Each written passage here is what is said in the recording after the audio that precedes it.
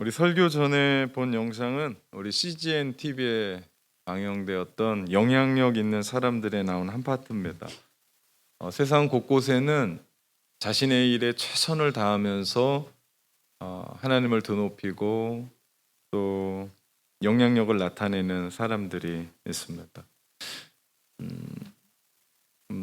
리더십의 대가라고 불리우는 존 맥스웰이 쓴 위대한 영향력이라는 책에 보면 그가 영향력에 대해서 10가지의 삶의 태도를 이야기합니다.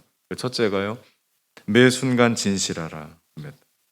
사실 진실성이 없으면 영향력이 없습니다. 진실해야 됩니다. 두 번째로는요, 믿음과 격려로 양육하라. 세 번째로는 성공할 수 있는 믿음을 심어주라. 네 번째로는 타인의 말을 경청하라. 다섯 번째는 인정하고 이해하라. 여섯 번째는 더 크게 성장시켜라. 일곱 번째는요, 홀로 설 수 있을 때까지 함께 항해하라. 여덟 번째는 특별한 관계를 맺어라.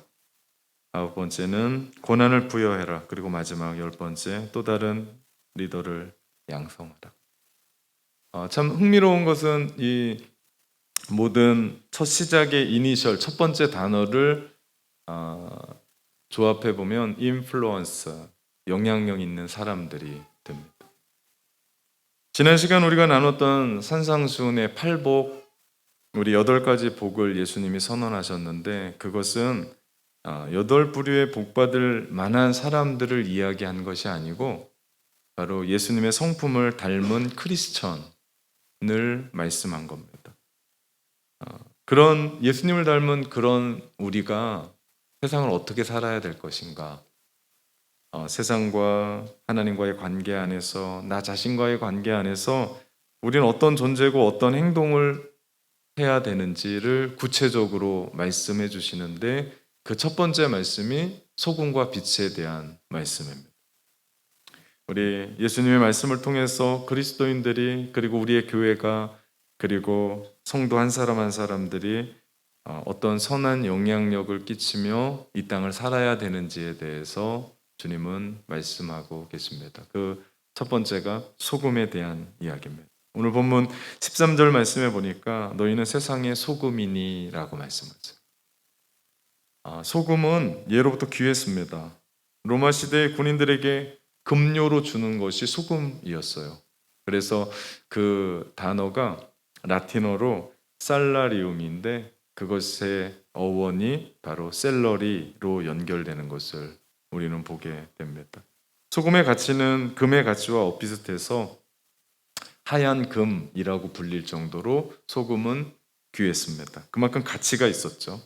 냉장고가 없었던 시대에 소금은 부패하는 것들을 막고 썩어져 가는 것들을 방지했습니다.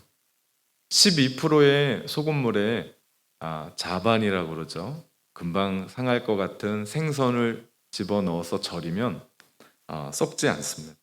그만큼 소금의 역할이 크죠. 병원에 가서 누워있으면 맞게 되는 링거, 거기에는 0.9%가 소금물이라고 이야기를 합니다. 그런가 하면 우리 몸에 120g의 소금이 혈액과 근육에 녹아 있는데 이 소금의 양이 조금이라도 부족하면 질병에 그렇게 취약하대요. 그래서 우리 몸에 문제가 생긴다라고 말하기도 합니다. 더 놀라운 것은 그 짜릿한 소금물인 바닷물이 소금이 3%만 있어도 그 바다는 자정 능력을 유지할 수 있다라고 이야기를 합니다. 또한 소금은 우리가 너무나 잘 아는 대로 조미의 역할을 해요. 아마 싱겁고 맛없는 음식 소금 적정하게 집어넣으면 맛있게 되죠. 삶을 달걀 먹을 때 소금 없으면 목이 막혀요. 근데 소금을 찍어서 먹으면 잘 먹게 되죠. 이처럼 소금은 부패를 막고 또한 건강과 생명을 보존하기도 하고 우리의 인생에 색다른 맛을 더해주는 아주 중요한 물질입니다. 거기에 우리 주님은 영적인 파수꾼으로서 우리에게 너희가 소금이 되라고 말씀하세요.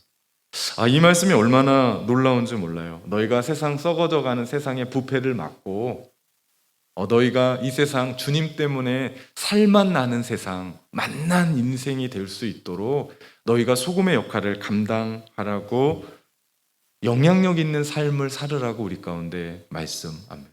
세상이 되게 부패해져 가고 있거든요. 혼탁하거든요. 상대적인 진리가 절대 진리를 몰아내고 있는 이러한 엄청난 시대를 살고 있는 우리에게 주님이 주신 사명이 소금의 사명이라는 것을 우리는 기억할 필요가 있습니다. 그렇게 하기 위해서는 우리가 세상으로 들어가야 돼요. 주님은 우리가 세상에 우아하게 담긴 식탁에 올려져 있는 소금통이 되라고 말씀하시는 게 아니에요. 우리에게 너희가 소금이 돼야 된다. 여러분, 세상 사람들은 세상이 썩어져 갈 때 그 우아하게 담긴 소금을 가지고 세상에 쳐서 부패를 막거나 재미있게 그 주님의 소금을 쳐서 먹을 리가 거의 없습니다. 아니, 없다고 생각해도 과언이 아니에요. 우리가 세상으로 들어가야 됩니다. 소금이 생선 위에 발라질 때, 그 고기 위에 발라질 때, 문질러질 때, 다시 말하면 우리가 세속의 공동체, 썩어져가는 공동체 안에 소금으로서 거기에 스며들고 물 배어들 때 그 세속은 부패하지 않고 썩어가지 않는 것처럼, 사실은요, 썩어가는 고기는 책임이 없습니다. 고기가 어떻게 할 수가 없어요. 가서 소금이 문질러지지 않는 이상, 그 소금이 그 고기에 배어 있지 않는 이상 그 고기는 썩을 수밖에 없습니다. 우리가 소금이 돼서 세상 속에 들어가서 문질러져야 그 고기가 썩지 않죠. 우리가 던져야 될 질문은 소금은 어디 있느냐?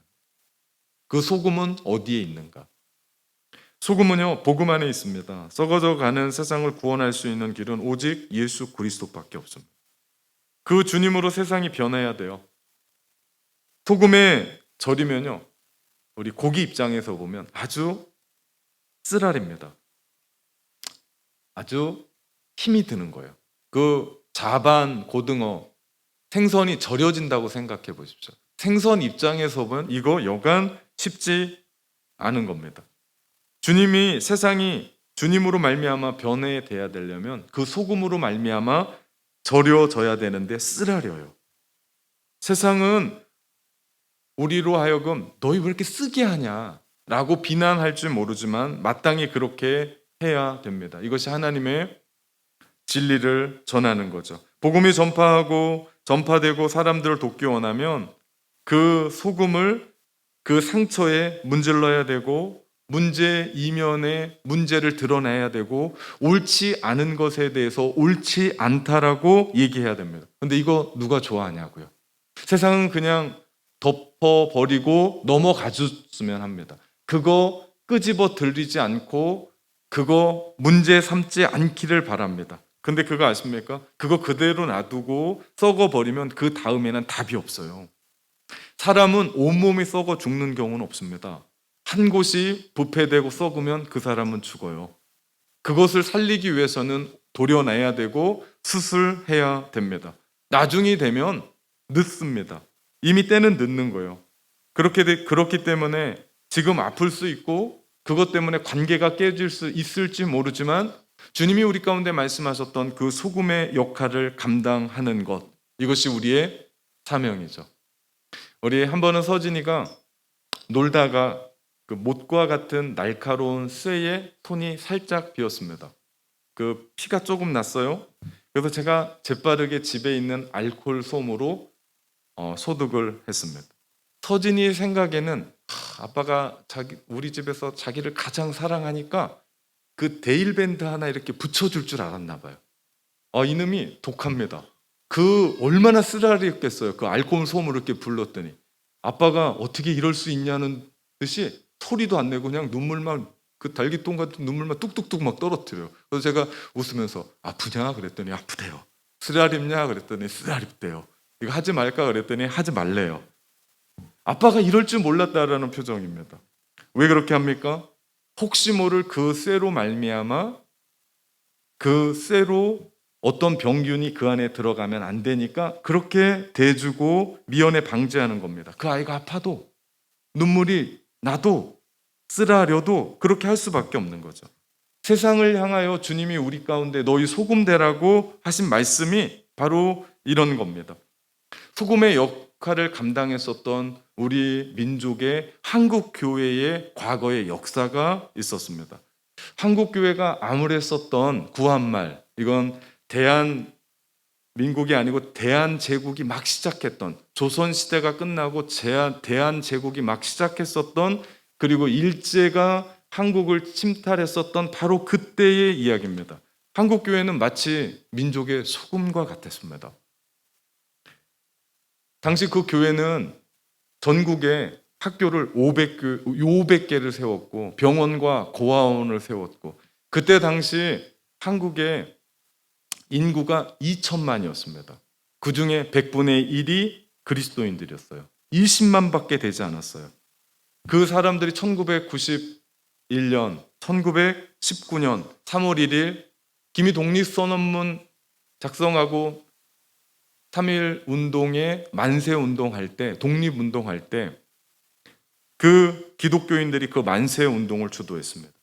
민족의 33인의 대표 중에 16명이 그리스도인이었고, 그 만세운동을 주도하다 감옥에 들어간 70%가 모두가 그리스도인들이었고, 57개의 교회가 무너졌고 폐쇄됐고 파괴되었습니다.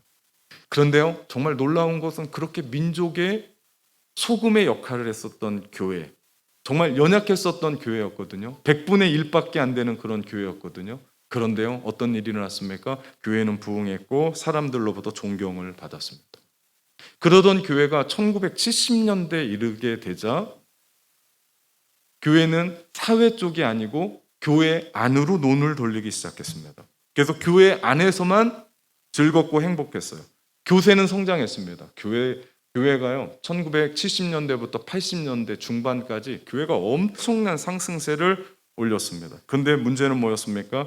세상을 향한 교회의 영향력은 미비해졌고 80년대 후반부터 시작해서 지금까지 교회는 계속해서 세락을 이어가고 있습니다. 우리가 기억해야 될 건요, 주님이 말씀하신 소금과 빛의 역할은 교회가 아니에요. 너희는 세상의 소금이다. 너희는 세상의 빛이다. 세상입니다, 세상. 그래서 오늘 주님이 말씀하신 그 소금이 맛을 잃으면 아무 쓸모없다. 사실 소금이요, 짠맛을 잃을 가능성은 과학적으로 없답니다. 진짜 소금이면. 그런데 그 소금이 오염되고 다른 불순물과 섞이면 소금이 맛을 잃는데요. 그 하얀색 덩어리, 짜지도 않고 달지도 않고 그거 뭐에 쓰겠습니까?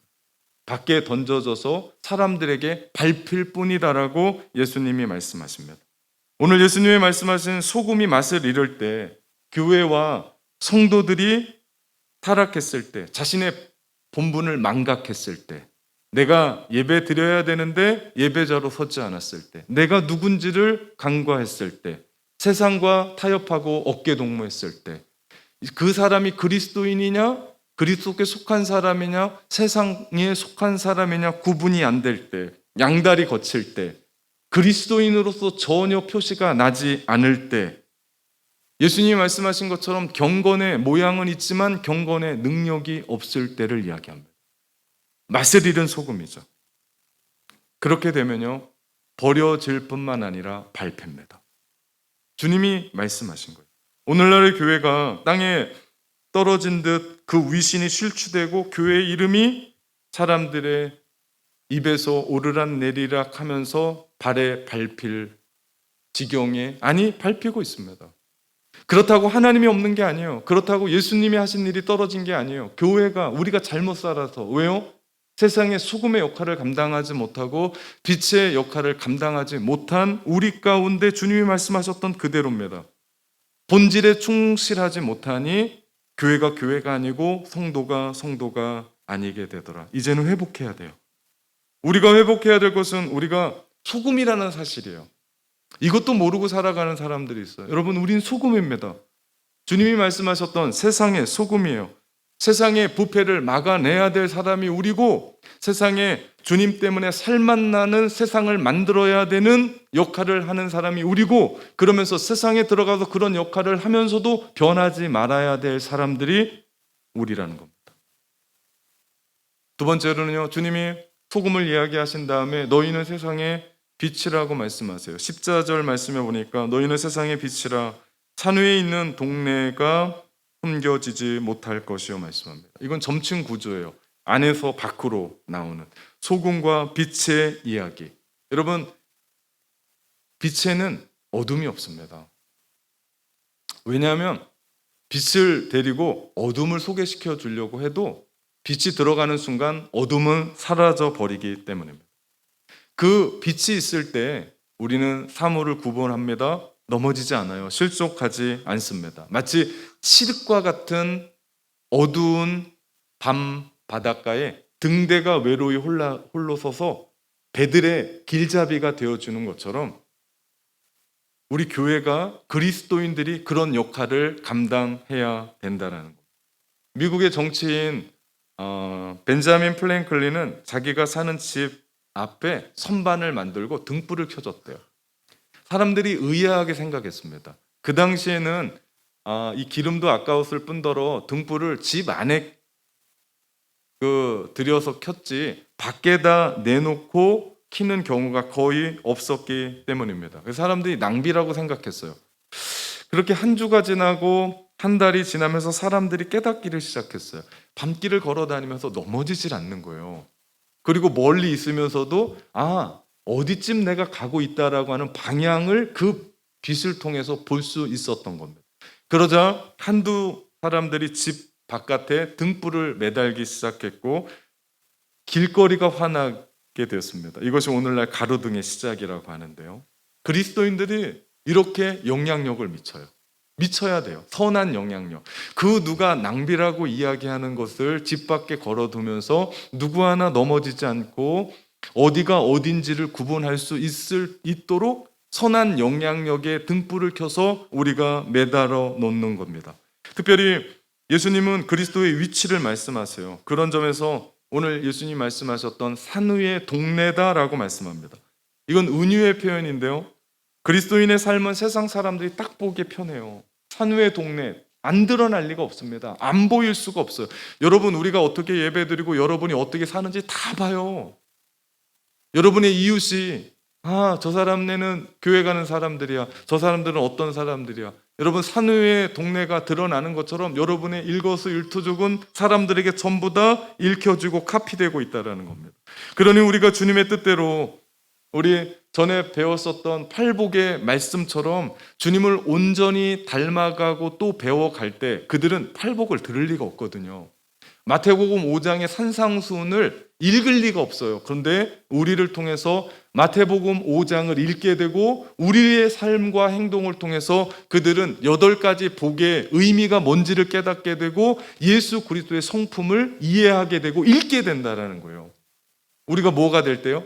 우리가 빛으로서 소금으로서 이 땅의 삶을 살아갈 때 그렇습니다. 예수님 우리에게 너희는 세상의 빛이라고 말씀하세요. 그러면서 더 중요한 건 예수님은 요한복음 8장 12절에 나는 세상의 빛이라고 얘기해요. 여러분, 빛에는 두 종류가 있어요. 하나는 발광체가 있고요. 또 하나는 반세체가 있습니다. 태양은 발광체예요. 태양은 스스로 빛을 내요. 그러나 달은 태양이 비추는 그 빛에 머금고 있다가 반사하는 거예요. 우리는 발광체가 아니에요. 우리는 예수 그리스도의 그 빛을 받아서 우리는 반사하는 반사체입니다. 우리는 그런 빛으로 우리는 살아가는 거예요. 어떤 부분으로요? 오늘 16절 말씀에 그 빛이 뭐라고요? 너의 착한 행실이다. 우리가 세상을 어떻게 살아가느냐에 따라서 빛 대신 주님을 우리가 증거할 수 있다. 생각해 봅시다. 나는 지금 오늘의 삶을 살면서 그 주님을 드러내는 삶을 사는지 아니면 그 주님의 빛을 가리며 살고 있는 삶인지. 여러분, 어제의 삶이 어땠습니까? 지난 일주일의 삶은 여러분을 통해서, 여러분의 착한 행실을 통해서 주님이 드러났습니까? 아니면 여러분의 그 행실을 통해서 주님은 그 빛이 꺼져 버렸습니까? 우리가 세상에 비춰야 될 빛은요, 성도들의 착한 행실입니다. 우리가 어떻게 사느냐는 거예요. 여러분 놀랍지 않아요? 우리가 어떻게 사느냐에 따라서 그 주님의 빛이 드러나기도 하고 감추어지기도 한대요. 디도서 2장 14절 말씀에 그가 우리를 대신하여 자신을 주심은 모든 불법에서 우리를 속량하시고 우리를 깨끗하게 하사 선한 일을 열심히 하는 자기 백성이 되게 하려 하십니다. 우리를 구속하신 이유는 우리로 말미암아 선한 하나님의 백성이 돼서 열심내는 하나님의 백성이 되게 하기 위해서 우리를 구속해 주신 겁니다. 하나님은 우리가 예수님을 닮아 선한 일을 하도록 부르셨어요. 그 삶이 바로 오늘을 하나님의 나라로 살아가는 삶입니다. 그렇기 때문에 우리가 주님께 받은 그 빛을 선한 행실을 담아서 전달하는 것, 그 사람이 그리스도인의 삶이라고요.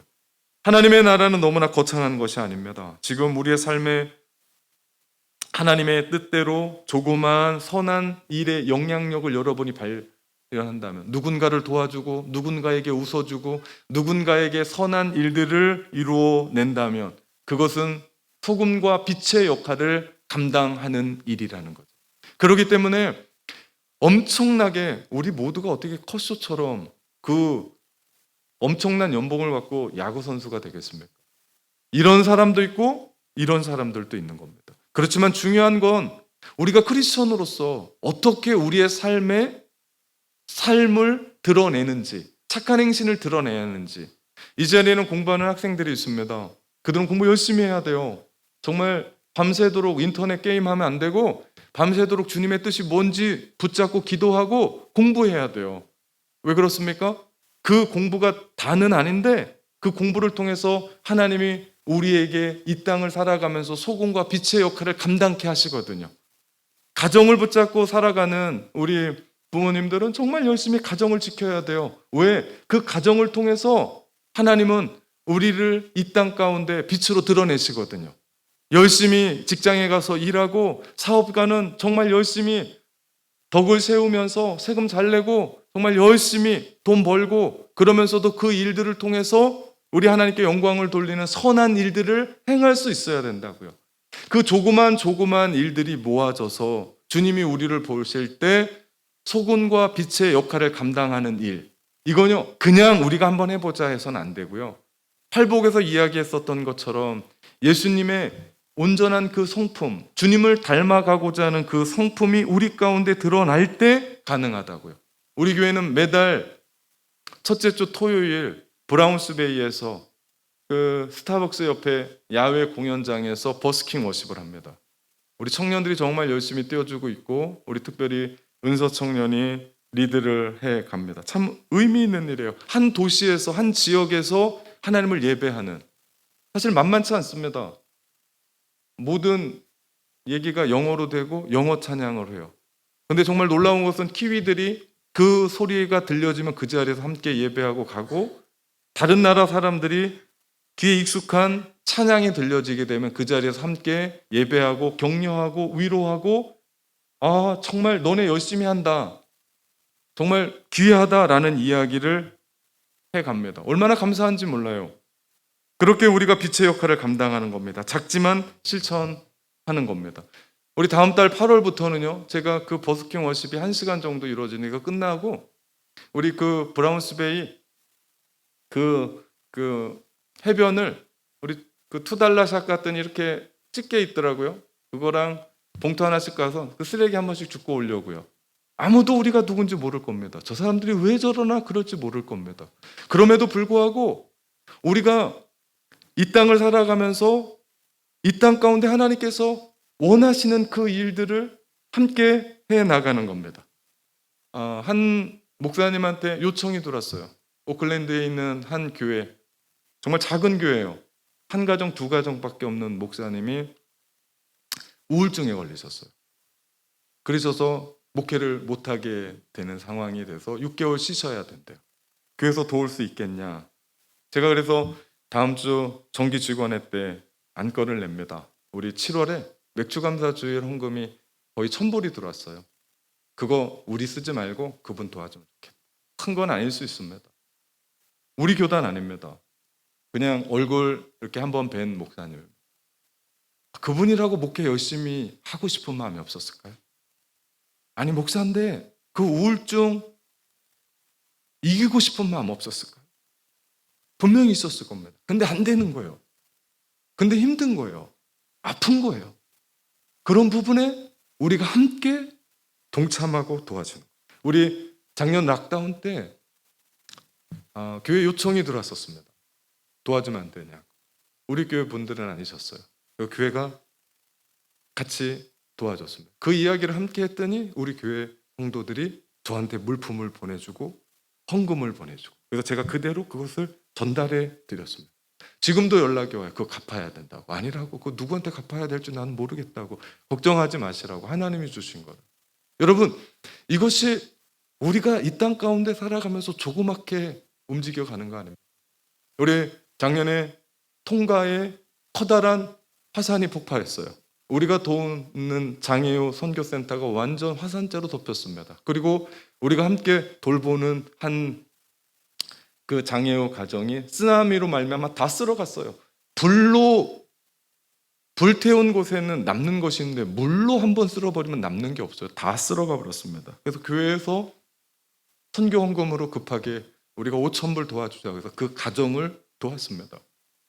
그게 클 수도 있고 작을 수도 있어요. 자랑이 아닙니다. 우리 교회가 할 수 있는 일들.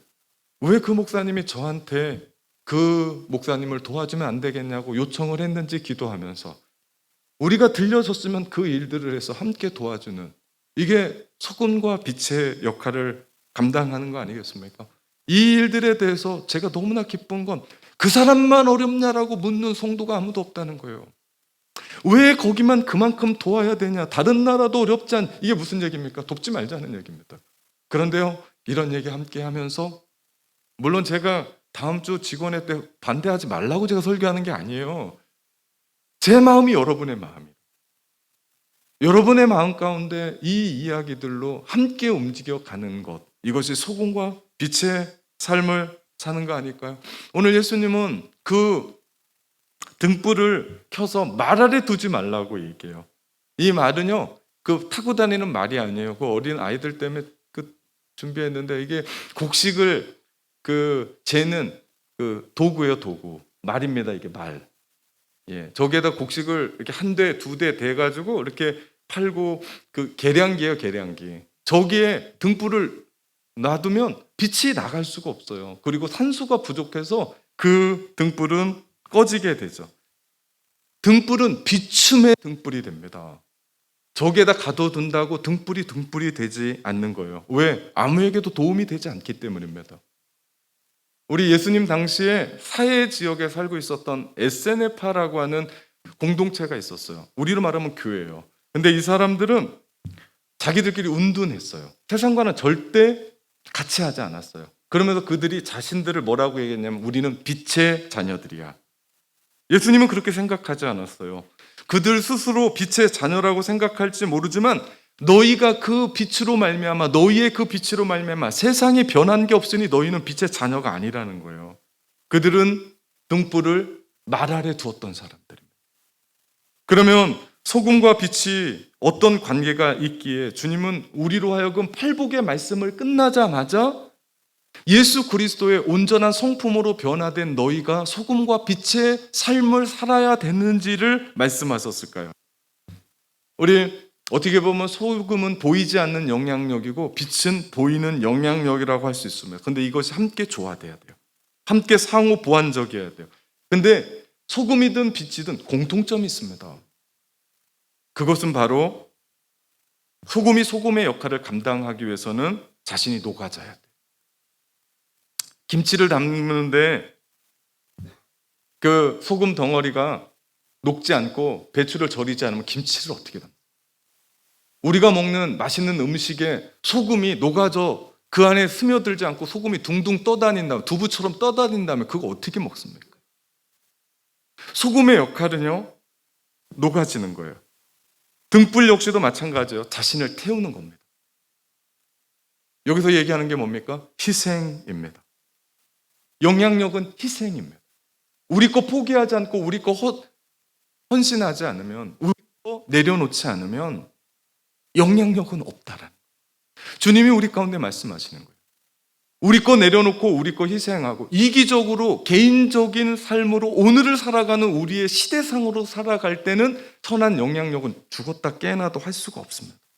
주님이 우리 가운데 말씀하시는 선한 영향력은요, 빛이 되고 소금이 되는 이 부분은요, 우리로 하여금 희생하라는 거예요. 여러분은 주님 따라 살면서 무엇을 얼만큼 희생하고 삽니까? 예수 그리스도께서 십자가에서 죽으심으로 우리에게 물과 피를 다 쏟아주셨습니다. 그분은 하나님이셨어요. 그분의 자리는 원래 하늘 보좌입니다.